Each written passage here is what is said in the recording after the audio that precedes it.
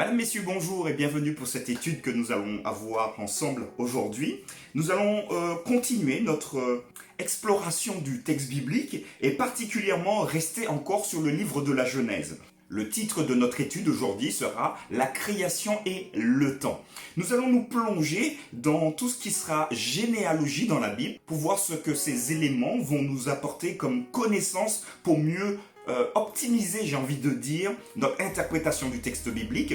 Ce sera quelque chose d'assez lourd puisque nous avons pas mal de textes à lire s'agissant de Genèse chapitre 5 entièrement et de Genèse chapitre 11 entièrement. Je vous ferai une synthèse pour mieux vous permettre de voir les éléments les plus importants et je vous invite chez vous à aller un peu plus loin, à lire ces textes, à les lire lentement, à voir les éléments qui seront pertinents pour vous. Le verset qui nous accompagne cette semaine se trouve dans Psaume au chapitre 19, au verset 1. « Les cieux racontent la gloire de Dieu et l'étendue manifeste l'œuvre de ses mains. » Je vous souhaite à tous une bonne étude et je vous invite à prier avec moi avant de commencer. Seigneur, nous te remercions pour ce temps d'étude que tu nous donnes encore aujourd'hui pour approfondir le texte. Et alors que nous voulons mettre en lumière le temps et la création, nous allons nous plonger un peu dans tout ce qui sera généalogie dans la Genèse. Et nous aimerions que tu puisses nous accompagner. Donne-nous ton intelligence, inspire-nous de manière à ce que nous puissions être interpellés par le texte et comprendre aussi l'objectif, l'idée développée dans tout cela. Merci de nous avoir répondu, merci pour ta présence. Nous t'avons prié dans le nom de Jésus-Christ. Amen. Voilà, le titre de l'étude aujourd'hui, la création et le temps. On nous invite à lire donc deux chapitres, je vous l'ai dit en introduction, le chapitre 5 et le chapitre 11 du livre de la Genèse, qui vont tous les deux, donc tous ces deux chapitres-là, parler de généalogie. En hébreu, on dit les tolédotes. Alors je vous propose de faire une synthèse du chapitre 5 et ensuite du chapitre 11, et nous allons tirer quelques éléments qui me semblent être assez intéressants. S'agissant du chapitre 5, que je vous invite d'ailleurs à relire tranquillement à la maison. Nous avons donc une généalogie qui commence à Adam et qui va se poursuivre jusqu'à Noé. Et donc nous retrouvons donc Adam qui va enfanter Seth, qui va enfanter Enoch, Kenan, Méhalalel, Jéred, Enoch, Méthusélah, Lémec et enfin Noé. Donc ici, d'Adam à Noé, nous avons 10 générations. Ce qui est intéressant à noter, c'est le temps de vie de chaque personne. Par exemple, Adam, on est à 930 ans. Seth, on est à 807. Enoch, 815. Kenan, 840. Si je descends un peu plus bas, Méthusélah, 969. Je crois d'ailleurs que c'est le record des records, 969 ans. Lémec, 777 ans. Ce qui est intéressant également dans le chapitre 5, c'est de noter que on a l'impression qu'à chaque fois, les premiers-nés sont des garçons. Donc, Seth, Enoch, Kenan, Méhalalel, Jéred, Enoch, Méthusélah, Lémec et Noé. Donc, 10 descendants et 10 garçons.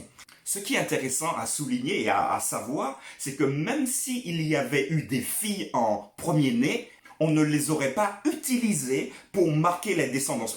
Pourquoi? Parce que les descendances commencent forcément par un garçon. Donc par exemple, si on prend Kenan, qui est fils d'Enoch, ça sous-entend pas que Kenan soit le premier fils d'Enoch. Il y a très bien pu avoir 2, 3, 4, 5, j'en sais rien, 6 filles avant, mais on va utiliser le garçon. Alors je sais les femmes, je suis désolé, mais c'est comme ça que ça fonctionnait dans le temps.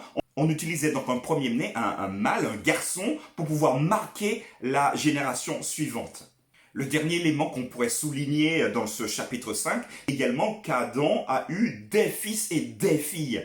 Et il a vécu 800 ans après la naissance de Seth. Donc imaginez-vous combien d'enfants ils ont pu avoir. Alors on peut faire une perspective, si on dit qu'Ève était plutôt en forme et qu'elle faisait un enfant par an. Alors, je ne sais pas s'il y avait la ménopause, mais disons que pendant encore 600 ans, elle a pu faire donc au moins 600 filles et garçons. On peut faire la moitié-moitié, 300 filles, 300 garçons. Mais bon, voilà, c'est une pure projection que je fais. Ce qui est bien à souligner ici, c'est que à chaque fois, le texte rajoute des fils et des filles leur furent donnés. Notons enfin dans ce chapitre 5 La subtilité pour Enoch. Alors Enoch, il a une vie un peu particulière. Donc si vous regardez au verset 24 du chapitre 5, il ne fit plus dans l'histoire d'Enoch, donc il va être enlevé au ciel. Néanmoins, nous pouvons souligner quelque chose, c'est que Enoch a vécu 365 ans. Si on peut faire peut-être la référence ici, 365 jours, peut-être un an. Donc voilà, il ne serait pas impossible qu'il y ait ici un enseignement à tirer par rapport à la vie d'Enoch, à son histoire également, mais au fait qu'il ait aussi vécu 365 ans. Jetons maintenant un petit coup d'œil sur les tolédotes du chapitre 11 du livre de la Genèse. Nous avons exactement la même chose. Donc nous avons Sem qui va donner Apachad, Soledad, Héber, Péleg, Réu, Sérug, Nachor, Terach et Abram.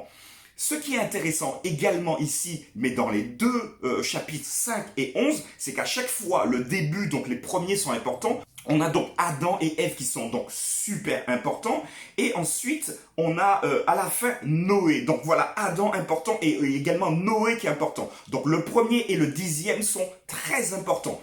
Pareil, dans le chapitre 11, on a Sem qui est très important. Pourquoi Sem est important? Dans Sem, on entend sémite. Et quelque part ici, on va entendre les descendants des Hébreux, la langue sémitique. Mais dans cette généalogie-là, également, on finit par Abram, ou qui va devenir un peu plus tard Abraham. Donc quelqu'un encore d'important. Alors, curieusement, si nous mettons en équilibre donc ces deux généalogies, on voit une première généalogie de 10, on voit une deuxième généalogie de 10. Les premiers et les derniers sont toujours des gens très importants. Il me semble ici que c'est vraiment une recherche dans la rédaction même du livre pour permettre deux choses, me semble-t-il. La première étant d'indiquer que tous les hommes sont liés à un ancêtre commun qui a été créé par Dieu. Ça, c'est le premier élément.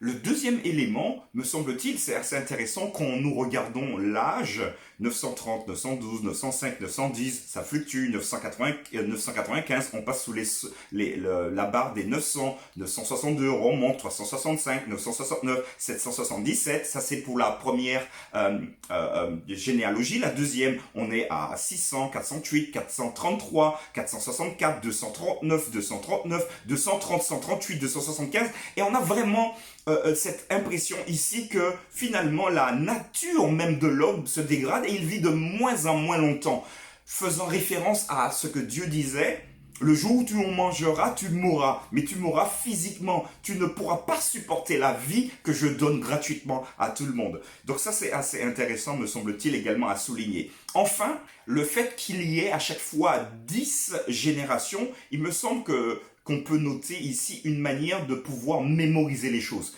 10, c'est facile, on a les 10 commandements, on a 10 doigts de pied. C'est facile à mémoriser dans le sens où on prendra les maillons les plus intéressants, les plus importants pour former des groupes de 10. Adam était très important, numéro 1. Noé est très important parce qu'en plus on a son histoire, il va faire donc partie des 10. Ensuite, on va tout lier avec leurs descendants pour bien garder cette filiation.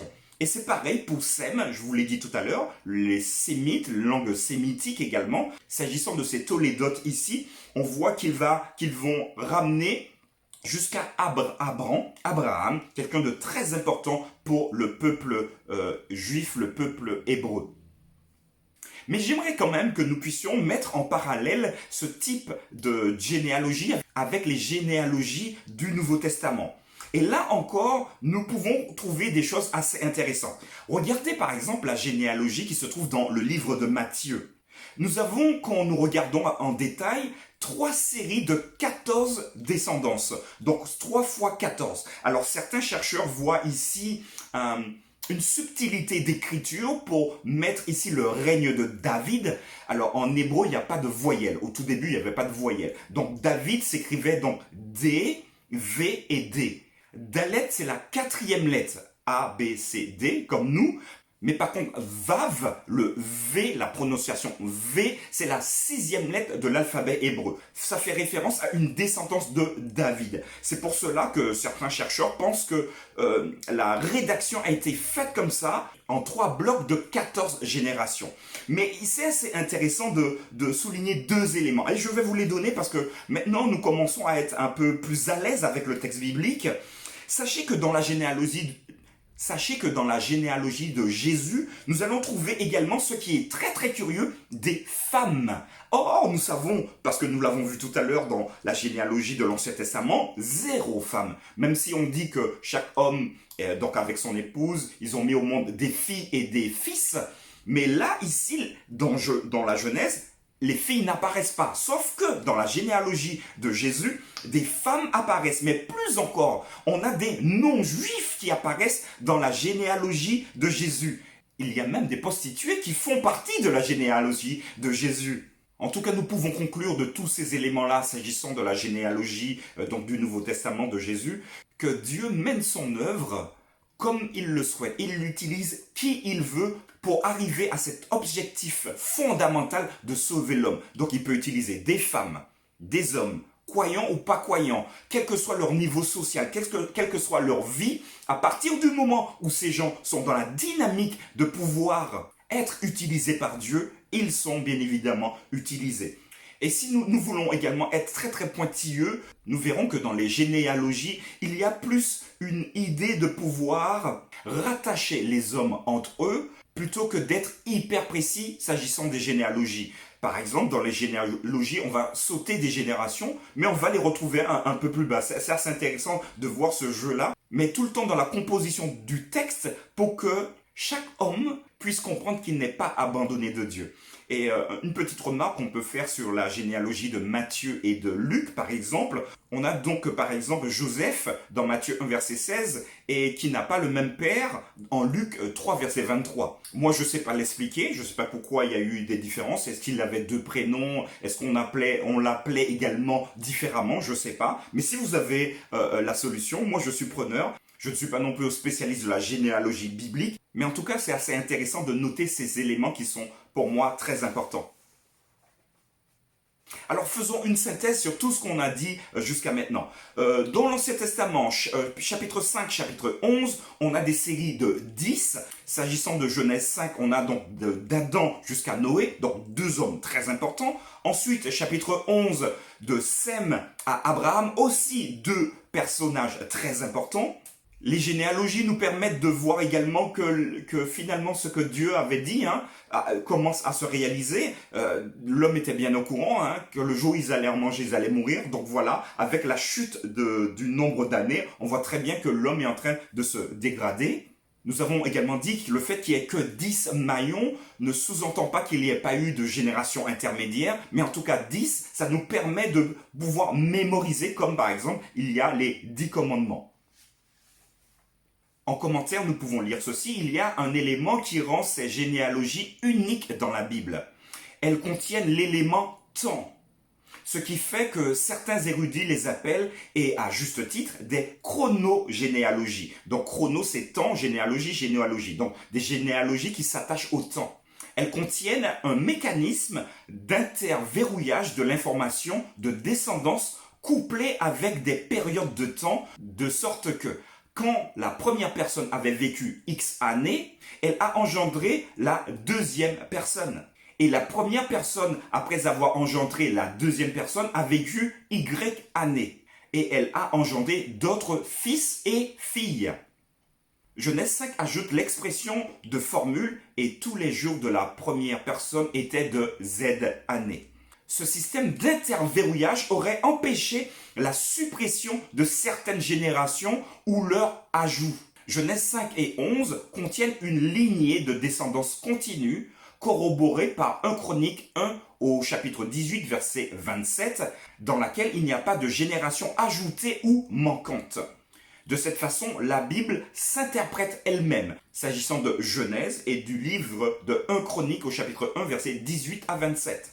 Pendant près de 2000 ans, les orateurs juifs et chrétiens ont interprété ces textes comme représentant l'histoire et un moyen précis de déterminer la date du déluge et l'âge de la terre, au moins à partir des 7 jours de la création tels qu'ils sont décrits dans Genèse au chapitre 1 et chapitre 2. D'ailleurs, aujourd'hui, nous sommes donc en 2020 selon notre calendrier, mais pour les juifs, nous sommes en 5780, depuis donc la création de la terre. Donc 5780.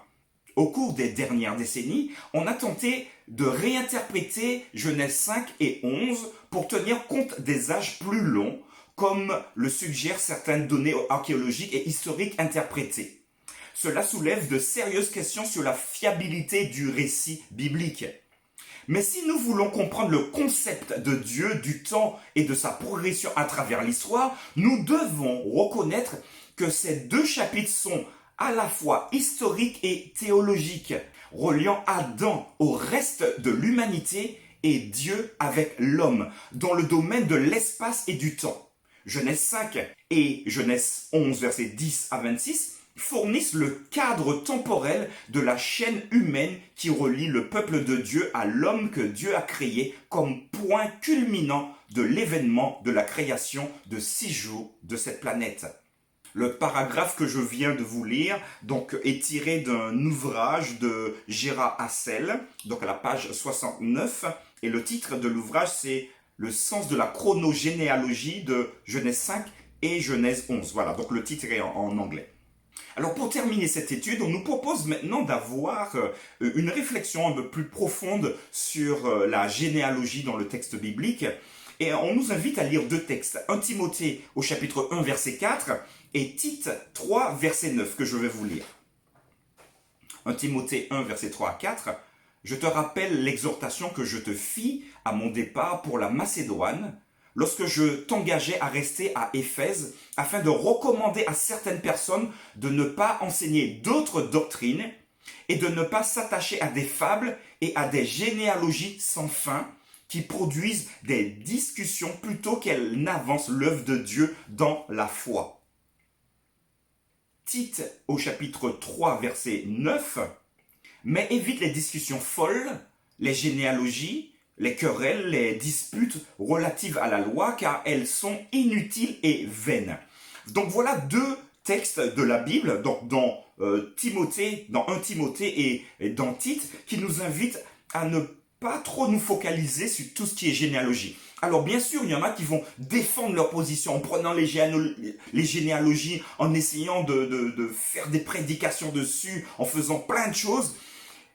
Ça peut être intéressant dans le sens de l'étude, mais les généalogies ne sont pas des éléments vitaux pour le développement spirituel. Et d'ailleurs, là, Paul va le signaler en disant que ça risque plus de mettre, ce que je vais dire, de l'huile sur le feu que d'avoir quelque chose de cohérent. Il invite donc Timothée à se focaliser sur ce qui est important, ce qui permet finalement à chacun de pouvoir avancer et non pas sur des polémiques. Oui, mais cette généalogie-là n'était pas le cas. Et d'ailleurs, s'il l'écrit, c'est parce que les généalogies posaient à ce moment-là des problèmes. Pourquoi? Parce que peut-être qu'on a sauté des généalogies, on a vu pourquoi c'est possible de comprendre qu'on ait sauté des généalogies. Cela n'empêche pas que nous sommes tous, autant que nous sommes sur cette terre, rattachés à la création initiale de Dieu au travers d'Adam et d'Ève, les premiers hommes que Dieu a mis sur la terre. Voilà, j'espère que cette étude vous a permis de voir les généalogies peut-être un peu différemment également. C'est assez intéressant d'étudier tout cela. Demain, nous nous reverrons et nous allons voir ensemble la création dans l'écriture. Alors, il y aura beaucoup de lectures à faire, donc préparez-vous, prenez vos Bibles, préparez un stylo, parce que vous aurez également à les relire à la maison. Je vous souhaite une bonne journée et je vous dis à bientôt.